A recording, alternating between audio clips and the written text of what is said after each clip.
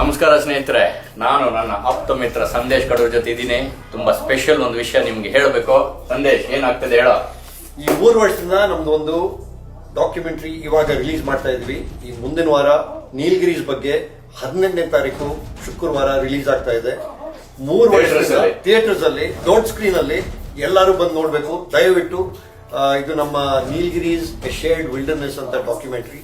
ಈ 3 ಸ್ಟೇಟ್, ಕರ್ನಾಟಕ, ಕೇರಳ, ತಮಿಳುನಾಡಿನಲ್ಲಿ ಶೂಟ್ ಮಾಡಿರೋದು. ನಮ್ಮ ನೀಲಗಿರೀಸ್ ಬಯೋಸ್ಫಿಯರ್ ರಿಸರ್ವ್ ಬಗ್ಗೆ ಎಲ್ಲರೂ ಬಂದು ಖಂಡಿತ ನೋಡಬೇಕು. 3 ವರ್ಷ ತಗೊಂಡಿದ್ದಾರೆ ಈ ಒಂದು ಡಾಕ್ಯುಮೆಂಟ್ರಿ ಮಾಡ್ಲಿಕ್ಕೆ.